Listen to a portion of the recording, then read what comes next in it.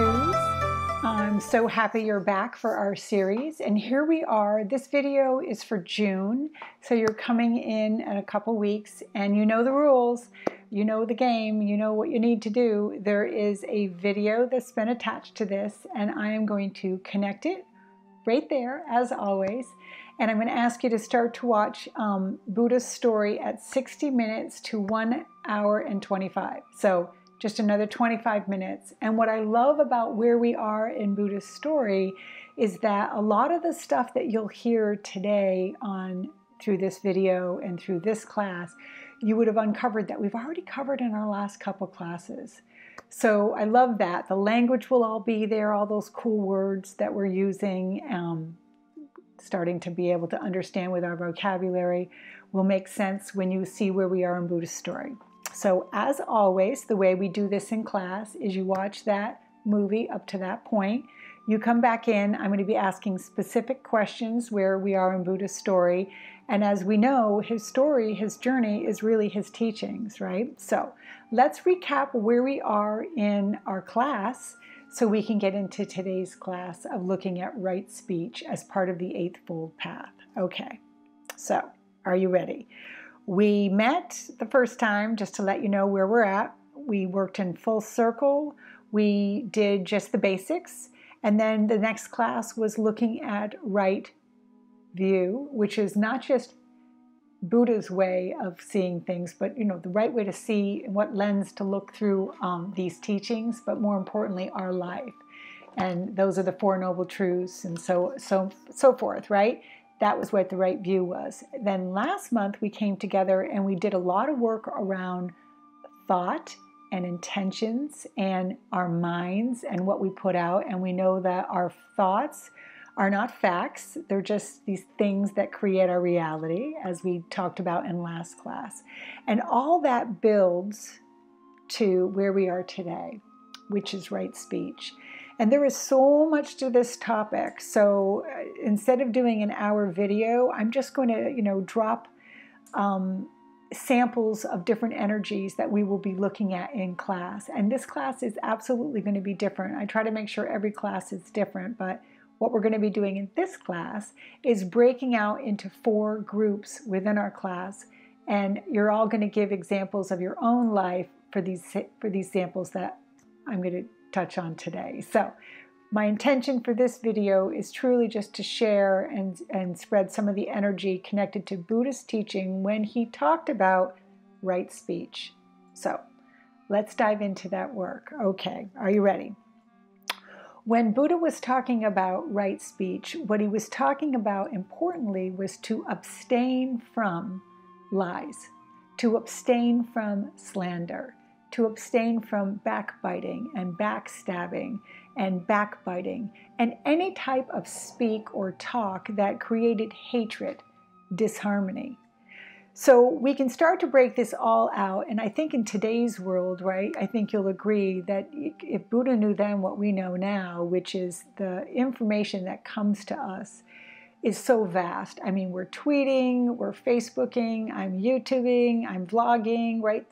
The ability to receive information out and express ourselves is a million times more amazing than it was back in Buddha's day, but so relevant, so to the times, right? So let's break it down, kind of in today's world where we are with all this, and I'm sure we're going to have great conversations about all of it. So I'm going to start with just the basic one that is just the fillers that we use in our words, the babbling and the idle chit-chat. This is not small talk when you walk into a chamber mixer and you're meeting people for the first time. The weather's nice and how are you today? Fine, thank you. I am not asking you to stop or change any of that. That is such a part of our human nature, and I think that's a beautiful part of us. Acknowledging people, even just saying hi, is a really important thing. When I'm talking about chit-chat and idle chit-chat, it's all those little fillers that we put into our words. So an example would be, Seinfeld, yada, yada, yada, this and that, blah, blah, blah, you know what I mean, like, okay, I'm guilty of okay, I know I am. that's what I'm talking about when I'm talking about useful information and idle chit chat. So be a little bit more aware of those fillers that you're using in your language when you're trying to communicate. And all I'm going to ask you to do is just work to move them out, and take a second and pause and think about what you want to say without using those fillers. I think a great example would be, you know what I mean. I think we use that one quite often in our language. And I think that energy is because we're assuming that the person on the other side of listening to us is either not listening or doesn't truly understand, or we feel misunderstood. So look to that, just asking you to look at it to be a little bit more mindful of that idle chit chat that is in your experience today. Okay, so let's move on. I'm going to also start this class by giving you some homework that, well, you're going to hate, but here it is. It's all about being mindful, right? So here is your homework. Starting today, when you first watch this, mark it in your calendar. It's a 2-week homework assignment for yourself, if you so choose to take this mission. I'm going to ask you to be aware that you cannot say anything about anyone if they're not in the room with you when you're speaking of them. That's week 1. So good, bad, or indifferent. If you're going to talk about somebody and they're not sitting in the room with you, you got to nix-say that conversation you were about to have. That's week 1. Week 2, go ahead, full permission to talk about anybody you'd like, but it can only be in a positive way. If you're talking about them in a negative way, complaining about them, or, bitching about them, and they're not sitting in the room with you, then you're going to have to not have that conversation. And I give you that homework in the energy of the gossiping and the backstabbing and the talking behind people's back, as an example of not good speech, right? Because I want it to be more mindful for you. I think we just do this so innately or so without thinking. And I'm asking us to think about it a little bit more as we start to walk the Eightfold Path as a Buddha. Are you with me? Let's keep going. Good luck with that homework. The next question we'll be diving into in class is talking about harsh language. And again, these are just some of the aspects. It would be impossible to cover all of them on one video, so I'm just giving you things to think about. Harsh language, I guess my question would be, is it habit? Is it taught? Do you use foul language or inappropriate language because you're angry? Do you not have a good enough vocabulary that you're throwing in harsh words because it's filling in that aspect or that point you're trying to make, and that seems like a good choice of words at the time? These are all reasons, I guess, we choose harsh language. So I'm going to give you a couple examples of what I was just talking about. So let's talk about harsh language being taught. Okay, let's start with that. Childhood experience. I am 5 or 6 years old. I'm playing in my basement with my sisters. We're all having a great time, and I'm skip roping. And I'm skip roping to this word that I had no idea was a bad word. So here's the word. You know the F word? I'm not going to say it on social media, but take that word and then at the end of it put arena. So I'm skip roping to this word, and every time my feet are hitting the ground, I'm saying that word, arena, arena. You know where this is going. Well, my sister hears it, and she runs up the stairs because she hears this word, and she's going to alert my mom.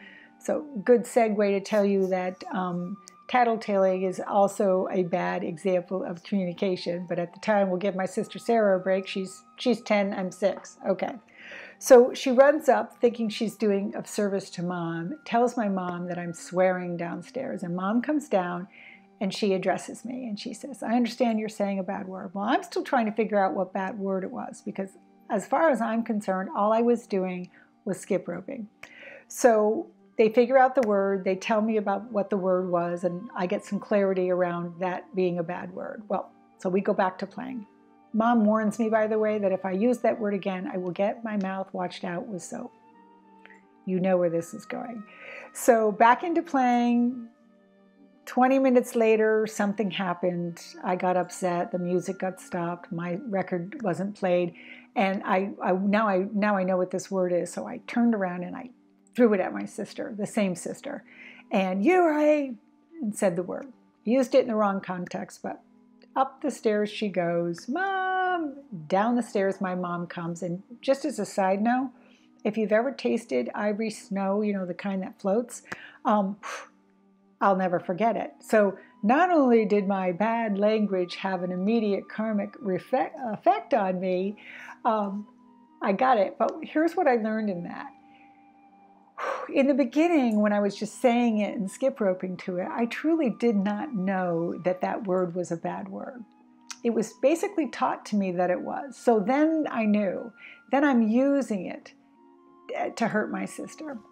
So I guess what I'm trying to say and what I hope you're hearing is that it's the energy of me trying to hurt someone else with my words that has more of an effect, not on Sarah, but on me. Back to karma, as we learned in our second class with right view, right? So that's an example of harsh language being taught. Okay, so the next example I'd like to give is your bad language that you're using or that is in your experience, is it just bad habit? So I think we use these words because we're so used to hearing them, maybe even from our parents, okay? I understand that. Here's a great story in the listening to all these videos online about right speech. They talked about how they went out and found all the black boxes, and 98% of the black boxes that were out there from the planes going down had examples of people swearing. 98% of them were swearing as the plane was going down. Now, I don't think they were being mindful in that moment, but just that was the words that they were all using to describe the situation that they were going into. So you see my point. I think a lot of the times in our experience, we're using these words without even being mindful, which is why mindfulness comes to part when we're talking about right speech. Okay. The next example I'm going to give you is, I heard this on one of the lectures and I just loved it so much I had to share it with you.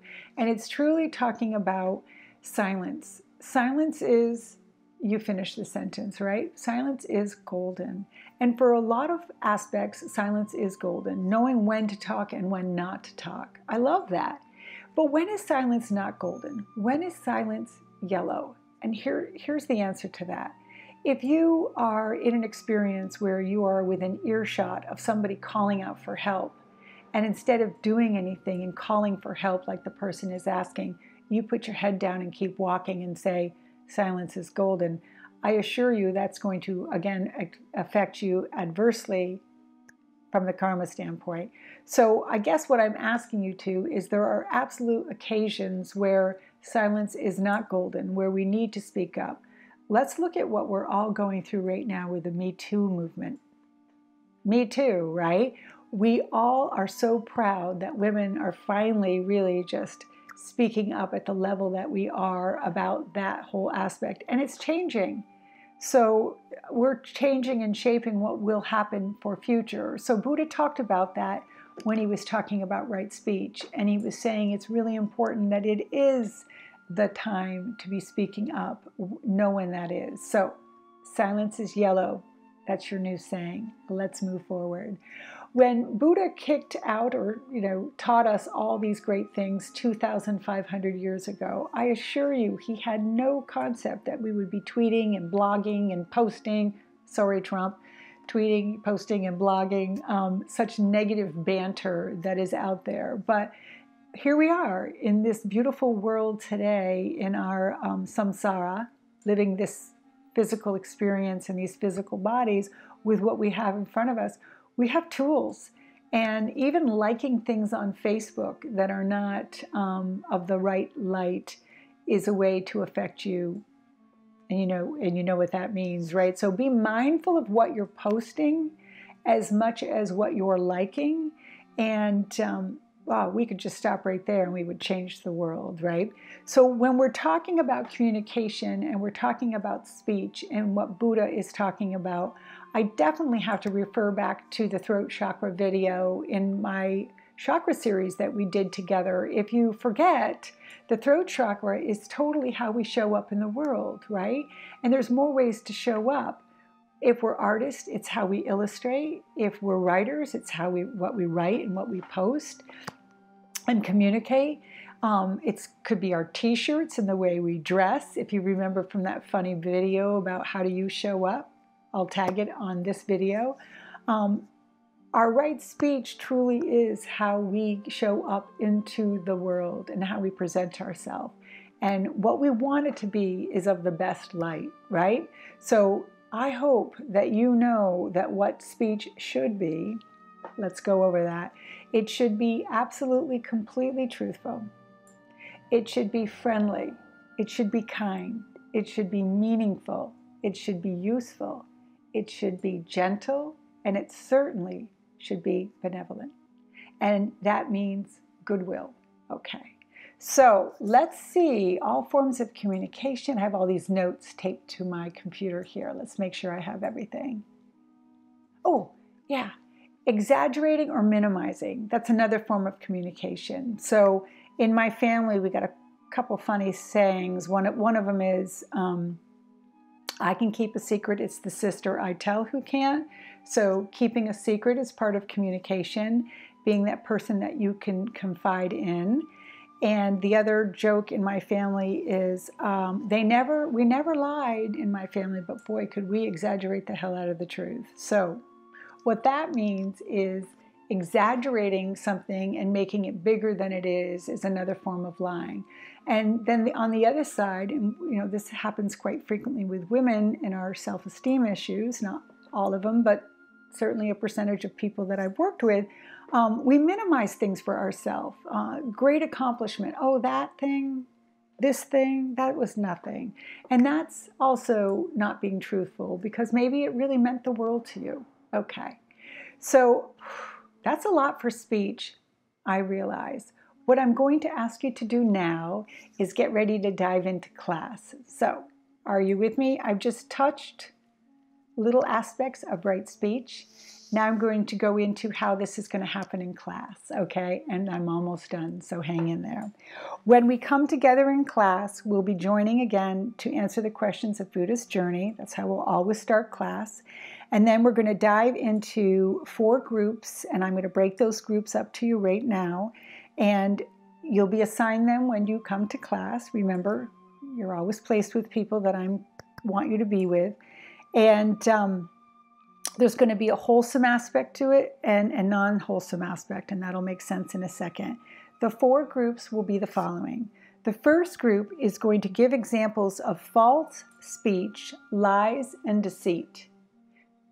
Fake news, as Trump calls it, right? Not to give that man credit right now. And then I'm remaining, do not comment about me saying a Trump comment. You know what that means in the energy of fake news. Does fake news exist? Unfortunately, it does. So you're going to be talking about that in your group. And mixed with that, on the wholesome aspect of that, you're going to be giving examples of love and kindness, examples of speech through love and kindness. I love that. Group 2, you're going to dive into slander that causes disharmony and enemy. E-N-M-I-T-Y, which means ill will. And with your connection to the positive on that, you're going to be looking at examples of compassion with your speech. Group 3, you're going to dive into abstaining from rude and impolite or abusive language, and you are going to match that up with sympathetic joy. And what we uncover in sympathetic joy in our last class is that has to do with complimenting somebody and gracing their day. And you're going to give examples of that. And then the last group is going to break out and look for examples of idle chit-chat or gossip. And equanimity, which again, if you remember, hopefully you do, it's not clinging to or pushing away, but it's the middle way. And you're going to find speech regarding that. So that's the way we're going to break up in group. Hey, you virtual people or you Vermont friends, that doesn't mean because you're in class not going to be able to come to my house that you can't partake in this. I'm absolutely going to ask you on our Facebook or on YouTube to pick one of those 4 that I've tagged below that you would like to focus on in the next month as you dive into and walk the Eightfold Path in the energy of right speech. So you have homework too, And I'm going to ask you to share what examples you have in that category. You want one from each? Hey, the more the merrier, the better. The idea of coming together in this is that I can sit here and babble on all day, and I can try to give you as much as what my interpretation of what Buddha was saying when he talks about right speech, but nothing will teach us more than learning from each other. I hope you agree on that. I'm sure you do.